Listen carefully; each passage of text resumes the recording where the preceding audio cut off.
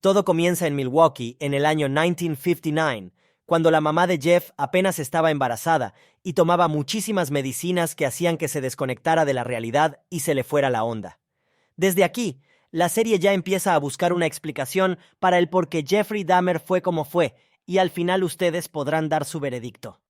Tiempo después, en el 66, cuando Jeff era apenas un niño pequeño, vivía en medio de un matrimonio conflictivo que todo el tiempo se la pasaba peleando, con una madre que varias veces intentó quitarse la vida, y con un padre al que poco le importaba si lo hacía o no. Durante esta etapa llega un punto clave, que es cuando su papá, en un intento por pasar más tiempo con él y mostrar interés en algo que le llamara la atención, le enseña a diseccionar animales muertos que se encontraban debajo de la casa o atropellados en la carretera. Jeffrey mostró mucho interés en sacarle las tripas a los animalitos y desde ahí se volvió uno de sus hobbies.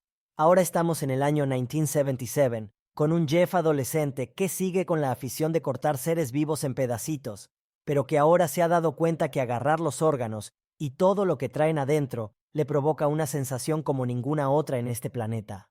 Lo mal para él es que justo en esa época sus papás se divorcian. Su mamá toma a su hermano pequeño y se va a quién sabe dónde con él, y su papá se fuga con su amante, dejándolo completamente abandonado por 3 meses.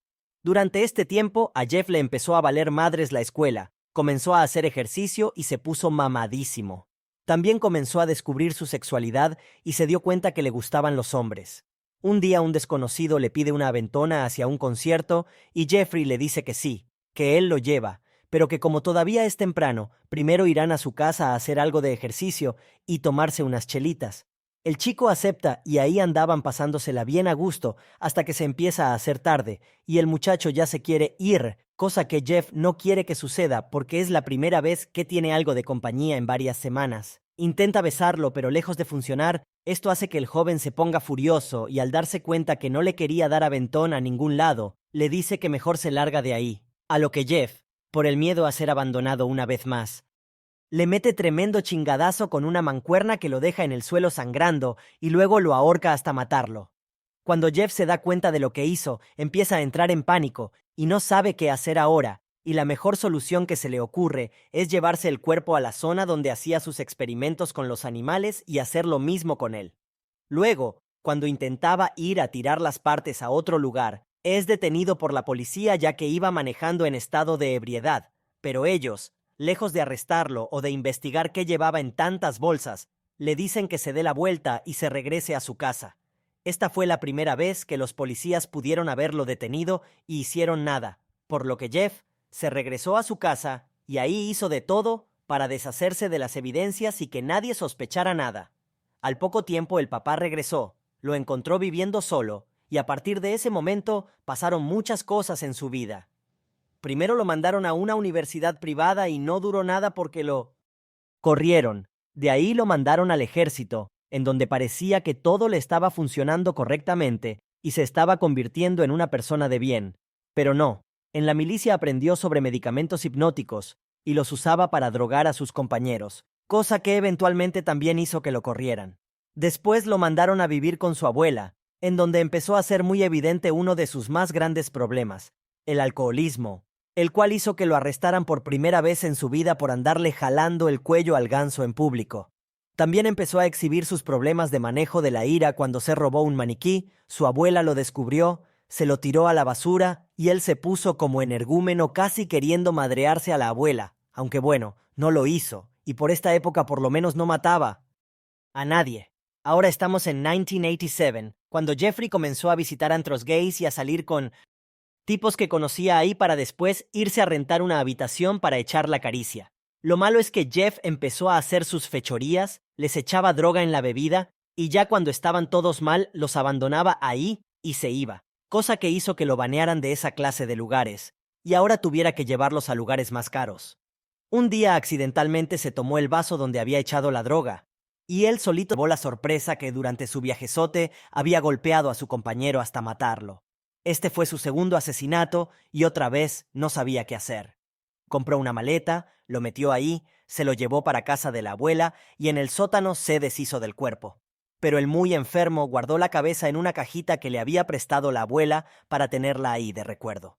Desde entonces, comenzó a hacer una rutina en donde iba a ligarse hombres en el antro. Los invitaba a casa de la abuela y ahí los drogaba, los mataba y se deshacía de los cuerpos en el sótano.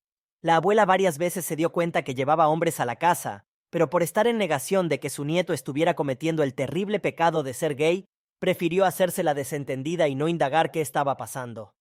El papá, igual, ya que a pesar de que tenía una peste en el desagüe por donde echaba los restos en descomposición y un comportamiento bastante sospechoso, le creían todas las mentiras que se inventaba para justificarlo y nunca le dieron la atención necesaria para darse cuenta que el grande malo. Hasta que un día la abuela se cansó de escuchar tanto desmadre y bajó a ver qué estaba sucediendo, solo para encontrarse con un joven altamente drogado y para arruinarle el plan a Jeffrey de hacer sus fechorías con él. La abuela se quedó toda la noche junto al muchacho, hasta que por la mañana medio despertó y lo mandaron a su casa en el camión. Este chico fue a parar al hospital, y cuando empezó a recordar todo lo que había sucedido, fue con la policía para denunciar al Ricitos de Oro, ya que estaba completamente seguro que le habían echado algo a su bebida. El poli fue a investigar y Jeff se volvió a librar de todo diciendo que nada más se le habían pasado las copas y que su abuela era testigo que cuidaron de él durante toda la noche, cosa que el poli se creyó por completo y rápidamente desecharon el caso. Esta fue la segunda vez que pudieron haber detenido a Dahmer y por pura incompetencia de la policía no lo hicieron. Pero no todo eran victorias para Jeffrey contra la justicia. Un día cometió el grave error de llevar a un menor de edad para, según él, tomarle unas fotos. Ese adolescente de alguna milagrosa forma logró escaparse, y su familia, al darse cuenta que también llegó todo drogado, denunciaron a Jeff y ganaron el caso, por lo que tuvo que pasar un año en la prisión por agresión sexual a menores. Al terminar su tiempo en la cárcel, Jeff por fin se fue de casa de la abuela y empezó a vivir solo en un departamento dentro de un barrio pobre mayoritariamente habitado por gente de raza negra. Y en ese lugar fue donde empezó a darse un festín porque con la casi nula vigilancia policial podía hacer lo que quisiera y nadie se lo cuestionaba. Pero eso sí, hay un episodio en donde nos cuentan a detalle la historia de una de sus víctimas, Tony, un chico sordo lleno de sueños y aspiraciones, que lo único que quería era que alguien lo quisiera de verdad. Desafortunadamente para él, un día se cruzó con Jeffrey Dahmer, quien al contrario de lo que estaba acostumbrado a hacer, se empezó a involucrar sentimentalmente con él y en varias ocasiones que tuvo para echarle la droga y hacer lo que siempre hacía, se arrepintió y prefirió seguir pasándose el a gusto con él, porque hasta este monstruo se daba cuenta que Tony era alguien que valía la pena. Lo malo es que llegó el momento en que a Jeffrey le empezó a llegar el trauma del abandono otra vez y a la primera que se sintió amenazado con ya nunca volverlo a ver, le metió unos martillazos en la cabeza, acabando con su vida, con sus sueños y con los sentimientos de todos los que habíamos empatizado con él durante el poco tiempo que tuvo en pantalla. Poco después, Jeff volvió a buscar a alguien para llevarse a su departamento, y esta vez invitó a este chico asiático sin darse cuenta de que él era el hermano del muchacho que lo había denunciado un año antes y por el que lo habían metido a la cárcel. Este joven tenía apenas 14 años y aceptó la invitación porque Dahmer le había prometido pagarle solo por echarse unos tragos con él. Aunque como nosotros ya sabemos, este cuento nunca termina bien, y después de la clásica rutina para drogarlos, esta vez intentó algo diferente para que sus secuestrados ya no lo abandonaran, y en su retorcida mente, lo mejor que se le ocurrió fue hacerle una lobotomía con un taladro y algo de ácido para dejarlo en modo zombie y que no se le intentara escapar. Cosa que claramente sí sucedió, pero al estar en pésimas condiciones no logró llegar muy lejos, y a las afueras del edificio fue encontrado por Glenda, la vecina de Jeffrey que llamó a la policía para que se hicieran cargo. Pero cuando llegó Jeff, fácilmente los convenció de que el chico era su novio, que era mayor de edad, que solamente andaba borracho y que él se encargaría de todo.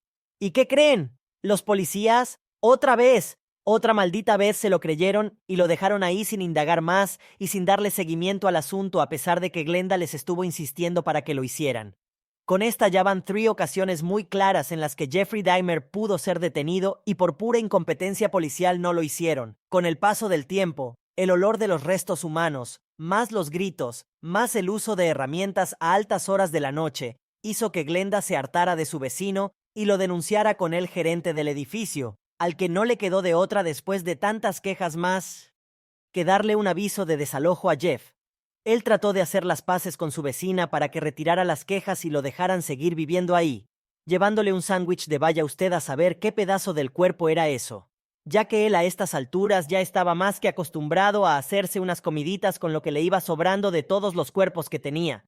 Pero Glenda, que ya sospechaba que había algo muy raro sucediendo con este hombre, sabiamente no aceptó. Y así llegamos al caso final de Jeffrey Dahmer. Parecía algo de rutina para él, y solo de siempre. Antro, invitación a algún hombre que le gustara de ahí, lo llevó para su depa, le echó polvitos mágicos a la bebida y ya luego empezó a ponerse friki con él y a decirle que se iba a comer su corazón. Pero no contaba con que éste iba a tener la habilidad para darse a la fuga, encontrarse una patrulla y pedir ayuda. Los polis lo único que pensaban hacer era pedirle la llave de las esposas que le había puesto, y una vez liberado, se lavaban las manos y se iban de ahí.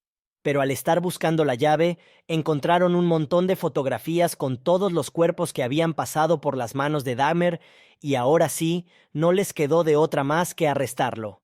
Al enviar al equipo forense, encontraron cientos de evidencias y restos humanos. Jeffrey confesó absolutamente todo lo que hizo frente a los detectives, y esto comenzó un movimiento social en las calles y un furor en los medios de comunicación por conocer más sobre esta historia. El caso se fue a juicio y se le dictaron 15 cadenas perpetuas, una por cada hombre que asesinó, a pesar de que en realidad fueron 17 los homicidios. Luego, cuando ya estaba en prisión, comenzó a ser todavía más popular porque su padre escribió un libro, se hicieron cómics sobre él, salía en las portadas de las revistas y hasta una película de su vida estaba en negociación, hasta que entraron las familias de las víctimas a pedir una parte de las ganancias que se estaban haciendo con todo esto. Y se cayó el negocio, pero además se hizo todo un club de fans que le mandaban cartas y dinero hasta la cárcel a cambio de algún autógrafo o dibujo que les enviara de regreso. Una verdadera locura que haya gente que romantice a los asesinos seriales y luego no falta el graciosito que cree que es buena idea vestirse de ellos en Halloween.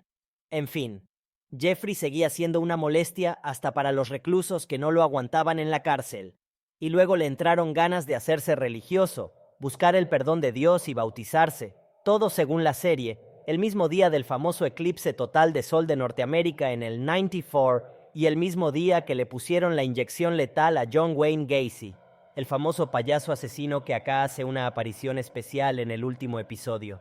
El chiste es que no le duró mucho el gusto de sentirse perdonado por Dios, porque un día, con ayuda de un custodio, otro preso que ya traía ganas de venganza le metió la chinga de su vida hasta que le quitó la vida. Así terminó la historia del caníbal de Milwaukee, Jeffrey Dahmer. Fin.